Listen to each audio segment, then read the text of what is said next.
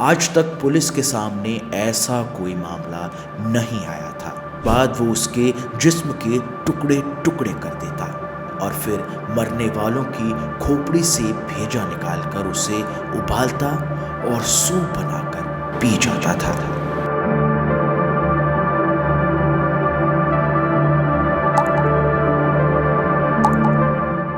राजा कुलंदर, ये नाम सुनकर आज भी यूपी पुलिस के रोंगटे खड़े हो जाते हैं। भारत के अगर सबसे बड़े साइकोपैथ सीरियल किलर्स की कोई लिस्ट बनाई जाए तो बिना किसी शक के राजा कुलंदर का नाम उस लिस्ट में सबसे ऊपर आएगा। प्रयागराज में आज भी लोग उसे इंसान की शक्ल में हैवान कहते हैं। इस आदमखोर के लोगों को मारने का तरीका इतना हैवानियत भरा था कि कमजोर दिल के लोग उसे सुन तक नहीं सकते। 1998 से साल 2000 तक राजा कुलंदर ने करीब 14 लोगों की हत्या की और इन लोगों को अपना शिकार बनाने के बाद ये उनके दिमाग का सूप बनाकर पीता था। लेकिन ये सब इसने क्यों किया, कैसे किया और कैसे ये लंबे समय तक पुलिस से बचता चला गया, आज के इस एपिसोड में जानेंगे राजा कुलंदर का असली सच। 14 दिसंबर साल 2000 के दिन प्रयागराज के एक जर्नलिस्ट धीरेंद्र सिंह अचानक गायब हो गए। धीरेंद्र एक लोकल न्यूज़पेपर आज में काम करते थे। प्रयागराज में उनका बड़ा नाम था। वहां के सीनियर पुलिस ऑफिसर्स और पॉलिटिशियंस के साथ धीरेंद्र का रोज का उठना बैठना था। आम दिनों की तरह ही 14 दिसंबर को भी धीरेंद्र काम पर जाने के लिए घर से निकले थे, लेकिन फिर कभी दोबारा लौटकर वापस नहीं आए। फोन स्विच ऑफ आ रहा था। पूरा दिन बीत गया था, लेकिन धीरेंद्र का कुछ अता पता नहीं चल पा रहा था। ऐसे में फैमिली परेशान होने लगी। ऑफिस में फोन मिलाया गया, पर धीरेंद्र वहां भी नहीं थे। दोस्तों रिश्तेदारों को भी फोन मिलाया गया, लेकिन किसी को धीरेंद्र की कोई खबर नहीं थी। धीरेंद्र को घर लौटे जब लंबा समय हो गया तो मामले में पुलिस कंप्लेंट लिखवाई गई। धीरेंद्र को गायब हुए अब 2 दिन बीत चुके थे। अखबारों में भी खबर छपने लगी थी। आखिर एक मशहूर जर्नलिस्ट अचानक कहां गायब हो गया? पुलिस पर भी दबाव बनने लगा था। पुलिस ने इन्वेस्टिगेशन शुरू की और सबसे पहले धीरेंद्र के कॉल रिकॉर्ड्स निकाले गए।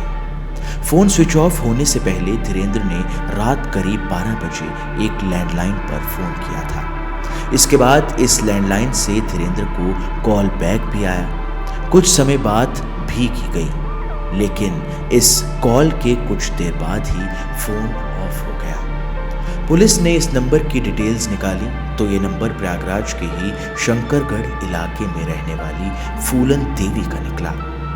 पुलिस इनसे पूछताछ करने पहुंची तो इन्होंने साफ इनकार कर दिया कि ये किसी धीरेंद्र को नहीं जानती। लेकिन फूलन देवी के पति राम निरंजन ने बताया कि वो धीरेंद्र को जानते हैं। उनकी पत्नी जिला पंचायत की सदस्य हैं। वो चुनाव भी लड़ती रहती हैं। इसी कारण से उनकी धीरेंद्र सिंह से अच्छी जान पहचान है। राम निरंजन ने पुलिस को यह भी बताया कि करीब 2 से 3 दिन पहले ही उसकी धीरेंद्र से आखिरी बार बातचीत हुई थी। इन लोगों से पुलिस को धीरेंद्र के गुमशुदा होने के बारे में कुछ खास जानकारी नहीं मिल पाई। ऐसे में इनके बयान रिकॉर्ड कर पुलिस वहां से चली गई। दिन पर दिन बीतते जा रहे थे, लेकिन पुलिस को कोई सुराग नहीं मिल रहा था। मामला बड़ा था, लेकिन पुलिस पर भी प्रेशर बनता जा रहा था। फूलन देवी और उसके पति राम निरंजन से भी पूछताछ में कुछ खास जानकारी नहीं मिलती थी। लेकिन आखिर इतनी रात गए धीरेंद्र ने आखिरी बार राम निरंजन को कॉल क्यों किया था? क्या राम निरंजन पुलिस से कुछ छिपा रहा था?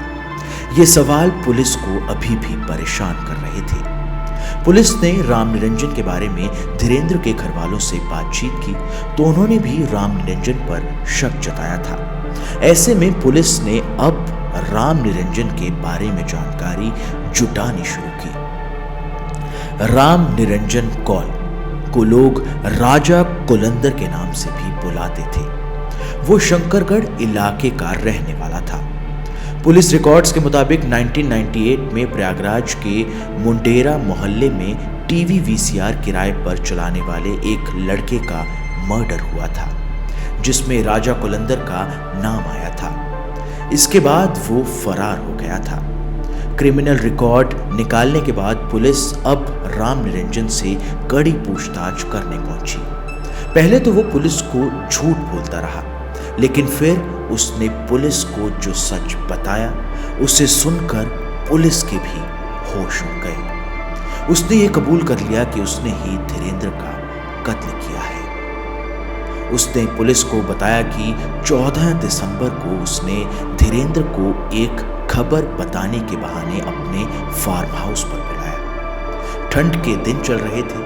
धीरेंद्र जब फार्म पर पहुंचा तो राजा कुलंदर और उसका साला वक्षराज वहां बैठे आग सेक रहे थे। उन्होंने धीरेंद्र को भी वहीं बैठने को कहा।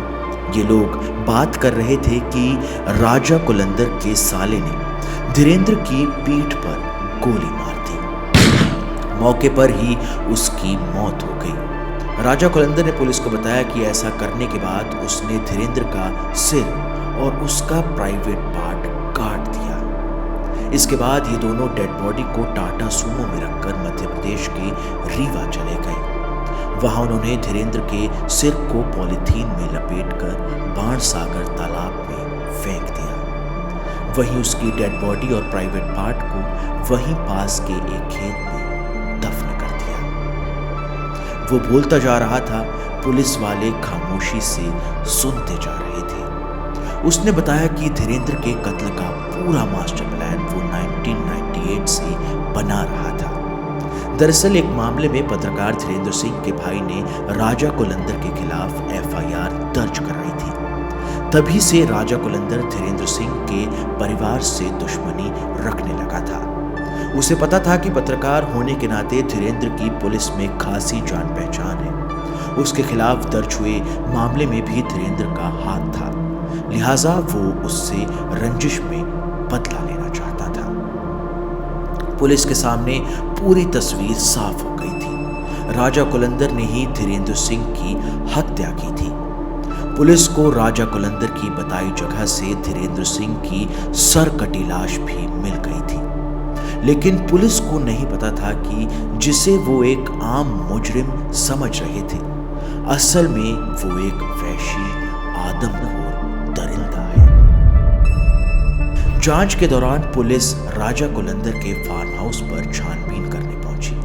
वहां धीरेंद्र सिंह का सामान बरामद हो गया।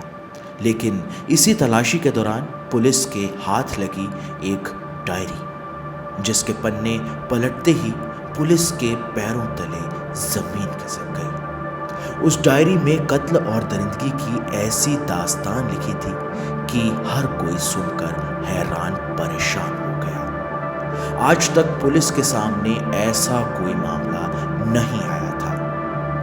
धीरेंद्र सिंह हत्याकांड की जांच में जुटी पुलिस को इस डायरी से एक नहीं, दो नहीं, बल्कि पूरे 14 लोगों के कत्ल की कहानी मिली। इस डायरी में लिखा था कि कैसे राजा कुलंदर छोटी छोटी बात पर लोगों का खून कर देता है। कत्ल करने के बाद वो उसके जिस्म के टुकड़े टुकड़े कर देता और फिर मरने वालों की खोपड़ी से भेजा निकालकर उसे उबालता और सूप बनाकर पी जाता था। इस डायरी के मुताबिक राजा कुलंदर का मानना था कि इस सूप से उसका दिमाग तेज होगा और उसे सुपर नेचुरल पावर्स मिलेंगी।